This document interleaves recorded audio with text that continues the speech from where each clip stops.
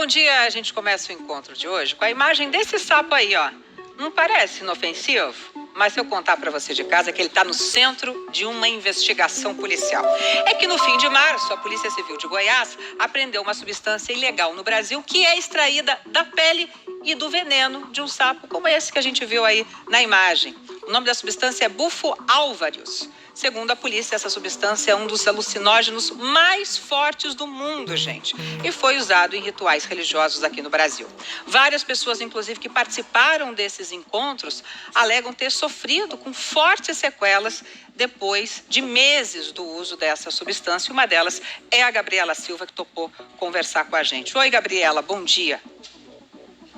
Bom dia, Patrícia. Tudo bem? Tudo bem. Obrigada por ter aceitado o nosso convite. Eu queria muito que você contasse para a gente essa experiência. Quer dizer, você foi num ritual xamânico desses, acredito que para tentar vencer o luto de um irmão que você, infelizmente, acabou perdendo. Aí deram essa substância, pelo que eu soube, deram para você essa substância. Eu queria que você contasse para a gente como é que foi. O que falaram para você quando deram essa substância? O que você sentiu ao inalar essa substância? Patrícia, bom dia a todos. Primeiramente, muito obrigada pela oportunidade de abertura de fala aqui para um tema tão importante, né? A verdade, Patrícia, é que eu fui buscando, né, uma conexão com Deus, um encontro com Deus, uma cura espiritual, uma cura emocional diante do luto, né, que eu estava vivendo, na verdade que eu vivo, né, há muitos anos, porque quando a gente perde um ente querido, na verdade, eu costumo dizer que o luto passa, mas a saudade sempre fica. Então, depois que eu perdi meu irmão, eu comecei uma busca espiritual mesmo, por entendimento de Deus, entendimento da morte e tudo mais, e eu acabei encontrando esse grupo xamânico, né, na internet, e através ali das postagens da internet e tudo mais, postavam sempre promessas de encontros com Deus, de curas espirituais, de curas emocionais, e de fato, assim, eu fui envolvida, né, por todas aquelas promessas. A verdade é que eu não vi algo que estava diante dos meus olhos, né, porque toda e qualquer pessoa, de qualquer nível social, Patrícia, seja advogado, que eu sou advogada, seja advogado ou não, seja jornalista ou não, toda e qualquer pessoa, ela busca um sentido para a vida. E foi exatamente nessa narrativa que eu fui pega. Todo ser humano busca uma salvação, né, e acaba acreditando em narrativas que prometem isso de fato. E eu fui uma dessas pessoas.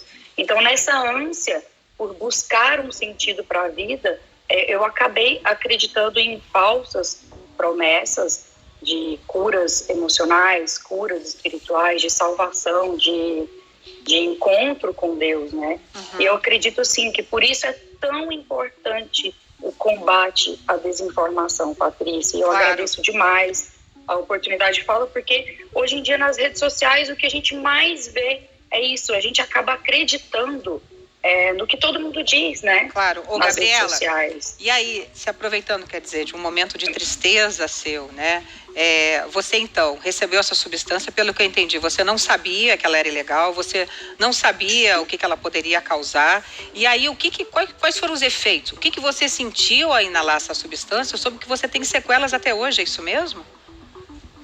É isso mesmo, eu tenho crises de ansiedade, crises de pânico até hoje por conta da administração dessa substância. Eu fui para São Paulo, eu não sou nem de São Paulo, sou de Goiânia, eu fui para São Paulo, e aí eles aplicaram em um ritual, eles aplicaram a substância em mim, e no momento da aplicação, da administração dessa substância, eu tive a perda da consciência, eu nem lembro, pessoas que estavam ali na cerimônia relataram que eu convulsionei, que eu vomitei, que eu tive ataques, surtos psicóticos lá na hora, e eu não lembro, né, do que eu passei.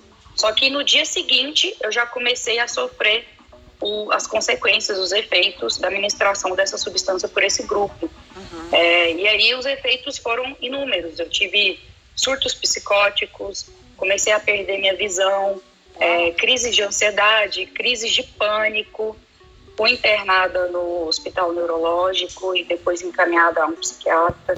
Eu nunca tinha tomado remédios controlados, nunca tinha ido a um psiquiatra até na minha vida.